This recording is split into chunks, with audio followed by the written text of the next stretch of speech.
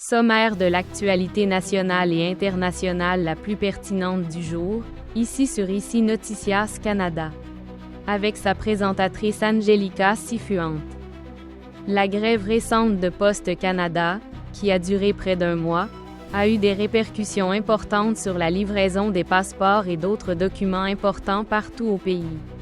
Bien que les opérations postales aient repris, des retards persistants dans la livraison du courrier sont à prévoir en raison de l'arriéré des envois en attente. Pendant la grève, on estime que plus de 215 000 demandes de passeports sont restées en attente, créant un important retard dans le système postal. Pour ceux qui ont besoin de leur passeport de toute urgence, il est recommandé de se rendre directement au bureau des passeports pour demander un traitement prioritaire. La démission massive de fonctionnaires municipaux au Québec est devenue une préoccupation croissante, laissant d'importants postes vacants au sein des gouvernements locaux et générant de l'incertitude quant à la gouvernance à l'échelle communautaire. Le gouvernement provincial a promis de prendre des mesures pour répondre à ces préoccupations, mais jusqu'à présent, aucune solution concrète n'a été mise en œuvre. La police de Toronto a émis une alerte urgente pour avertir les résidents d'une nouvelle forme d'escroquerie numérique qui utilise des messages textes frauduleux accompagnés d'images violentes et explicites. Ces escroqueries cherchent à manipuler émotionnellement les victimes pour les amener à effectuer des paiements immédiats ou à leur transmettre des informations personnelles sensibles. Les victimes reçoivent un SMS non sollicité. Le contenu du message comprend des menaces directes ou mentionne qu'un proche est en danger. Les escrocs y joignent des images dérangeantes, telles que des photos manipulées représentant des scènes violentes, des blessures graves ou des situations extrêmement dangereuses.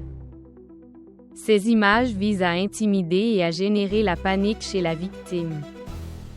Après avoir provoqué un choc émotionnel, les escrocs exigent un paiement immédiat, généralement par des méthodes difficiles à retracer telles que les virements bancaires ou la crypto-monnaie.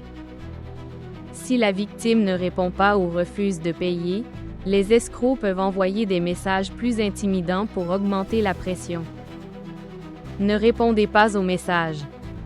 N'effectuez pas de paiement et ne partagez pas d'informations personnelles. Bloquez le numéro et signalez-le aux autorités locales. L'administration américaine actuelle, dirigée par le président Joe Biden, accélère l'envoi d'aide militaire et financière à l'Ukraine en prévision de l'investiture de Donald Trump. Cette décision intervient alors que l'on craint qu'une administration dirigée par Trump réduise, voire annule, le soutien américain à ce pays européen. Le Pentagone a récemment approuvé des livraisons de systèmes de défense aérienne, de munitions, de drones et d'armes avancées. Il s'agit notamment de missiles Patriot, de systèmes HIMARS et d'équipements pour contrer les attaques de drones russes. Les États-Unis prévoient de fournir un financement supplémentaire au gouvernement ukrainien pour soutenir l'économie et couvrir les besoins de base tels que les soins de santé et les services publics. Le Congrès débat actuellement d'une enveloppe supplémentaire de 60 milliards de dollars pour l'Ukraine. Washington a multiplié les rencontres avec ses partenaires de l'OTAN pour garantir que le soutien à l'Ukraine ne dépende pas uniquement des États-Unis. Une cour d'appel fédérale américaine a confirmé un jugement obligeant l'ancien président Donald Trump à payer 5 millions de dollars de dommages et intérêts à l'écrivaine et chroniqueuse Jean Carroll, qui l'avait accusé d'agression sexuelle et de diffamation. Cette décision constitue un coup dur pour Trump dans le cadre de sa campagne pour un retour à la présidence lors de l'élection de 2024.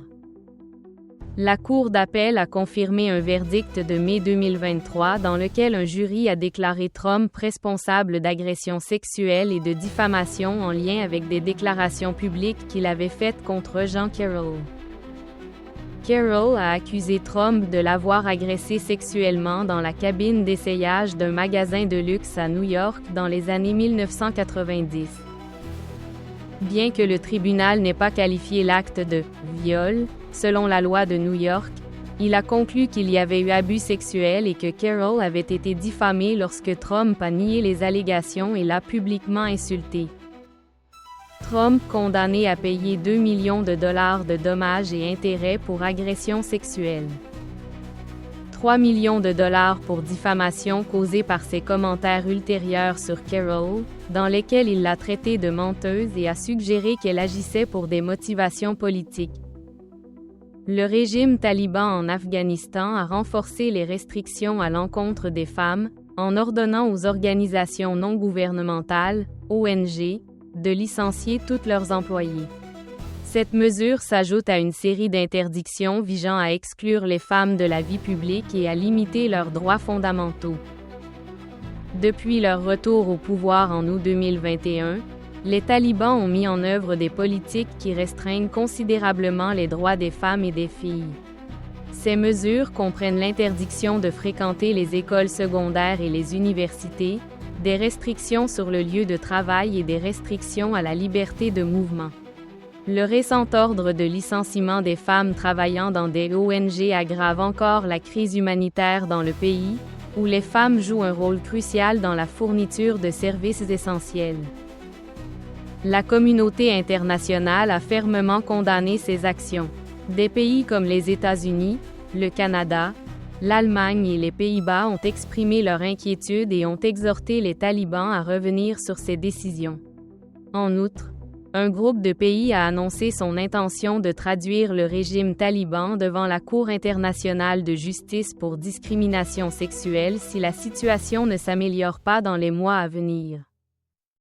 Le dirigeant nord-coréen Kim Jong-un a annoncé la mise en œuvre de la politique anti-américaine la plus stricte jamais mise en œuvre, à l'approche de l'investiture de Donald Trump comme président des États-Unis. Lors d'une réunion plénière de 5 jours du Parti des travailleurs de Corée, Kim Jong-un a critiqué l'alliance de sécurité entre les États-Unis, la Corée du Sud et le Japon, la qualifiant de « bloc militaire nucléaire d'agression ». Dans ce contexte, il a appelé à une stratégie plus agressive contre les États-Unis pour renforcer les intérêts et la sécurité nationale de la Corée du Nord. N'oubliez pas de vous abonner à notre chaîne YouTube, TikTok, Instagram et de nous suivre sur Facebook sous le nom ici Noticias Canada. Pour être toujours informé des nouvelles les plus importantes et des analyses approfondies. Merci de nous avoir choisis comme source d'information de confiance.